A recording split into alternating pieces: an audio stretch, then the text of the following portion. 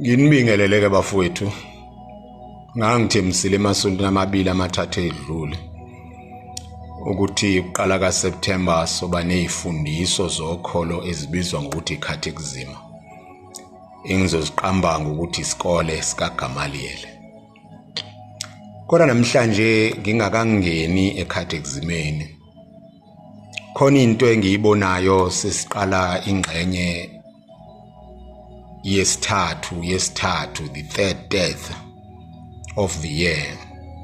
Sesiya kuDisemba maduzana. Indaba yemali nathi abakholwayo.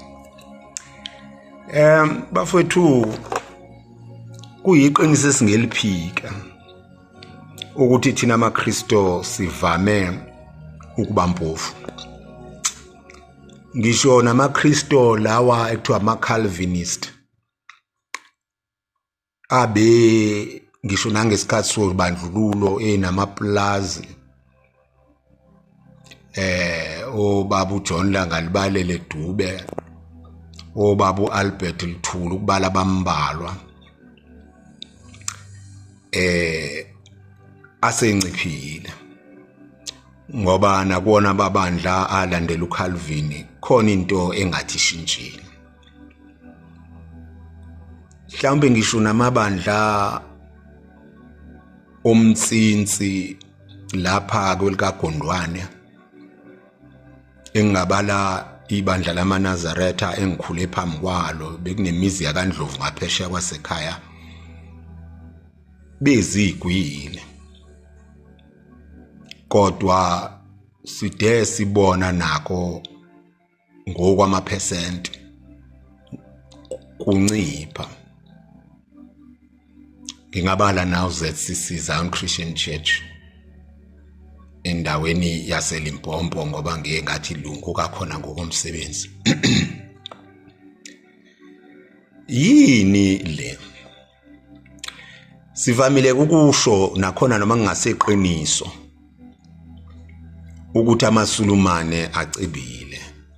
AmaSulumane acebile imvamisa yilawa angama-Arabhu. Lawa nsundu abonakala nawo ezidlela imbuya ngothi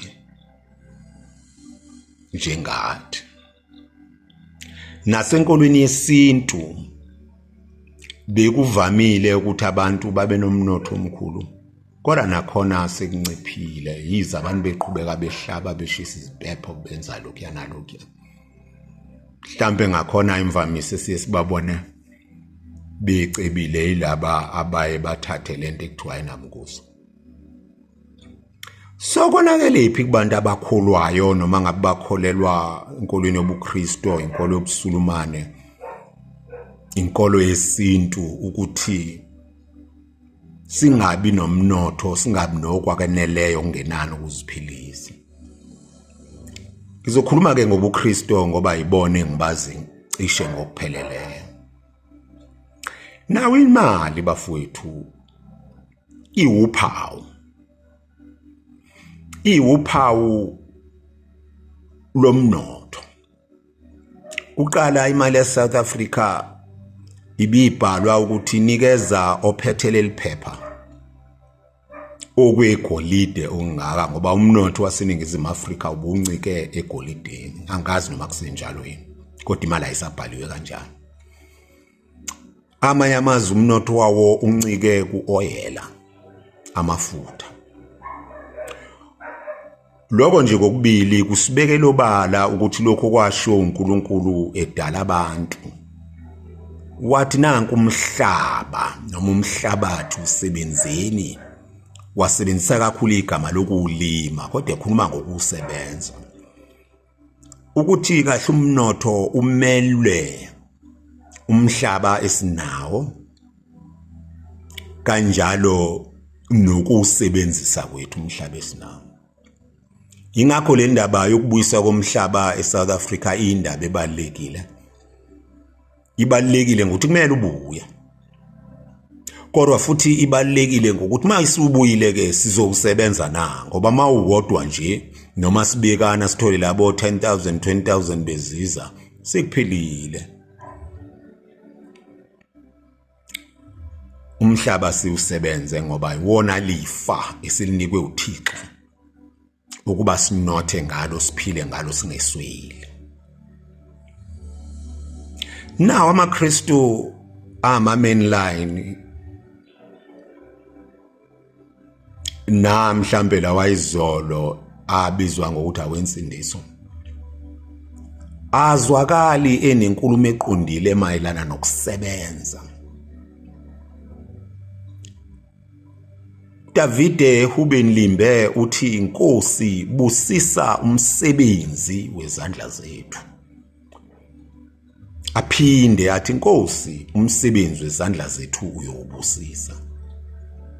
Ngamafuphi umhlaba kumele sibe nawo kodwa umhlaba siwusebenze kungathi ukhiye wokunotha nokuba nokwenelisayo usekusebenzeni hayi ekukhangezeni.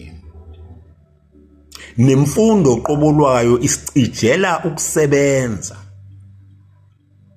Isivula amehlo ukuba yebo kwesinye isikhathi sibheke ukuqashwa makukhona kodwa sibheke futhi nezinye indlela zokuzisebenza entrepreneurship ukuze sikwazi ukunotha sibe nokwaneleyo esikubiza ngemali eyaneleyo. Nayo le mfundo kumele siyikhethe ngendlela yokuthi mangifundela ukuthi lokho kuyadingeka yini kuzongenisela yini imali nomnotho engiwudinga ukuphila. Kungabi nje ukuthi sengigraduateile imisebenzi ayikho. So yiko ke lento yo career guidance ibalekile ukuthi abantwana abangafundi nje ukulula noma lokho abacabanga ukuthi kulula bafunde kuphela kwamapeni nokuthayi nokwama office ashaya iziqandisi moya. Kodwa umuntu abheke ukuthi lento izongiphilisa nami ikakhulu ngisho ngingaqashiwe. Abaluleki bezizimali basitshena ukuthi namhlanje ngisho uqashiwe kumele ube nokuseceleni okungenisela imali okubizwa ngokuthi i-side hustle ngolimi lwasemgwaqeni. Kodwa bona abaye bathi kumele sibe nezinto eziningi, multiple sources of income, kungabi salary kuphela. Ngaleke ukuthi iholo vele liyinkohliso. Mele sisebenze bafowethu. Bonke laba bantu abanemali ngisho abansundu bangakutshena sibayeke laba bento engenabungozi kodwa abazisebenzele nje. Iningi labo lingakutshena ukuthi inkolo yabo nokholo lwabo alibanga namthelela ekuthuthukeni kwabo ngokwezomnotho. Bamunce kwezinye indawo ngoba silikhuluma ithini ivangeli lokuthi akusetshenzwe ukuze umuntu abe nokwaneleyo abe nomnotho. Mhlambe lokhu kuzalwa ukulangazelela kakhulu izulu noma ukushumayela kakhulu ngezulu njengendawo eyoba mnandi, njengekhanana eliyoba noju nezinyosi nobisi noju lwezinyosi njalo njalo. Singabe sisabheka ukuthi kwawona lo mhlaba esikona singawenza ukuthi ube noma usinike ukuhlala kahle. Singalokhu saba abantu abahluphekayo njalo.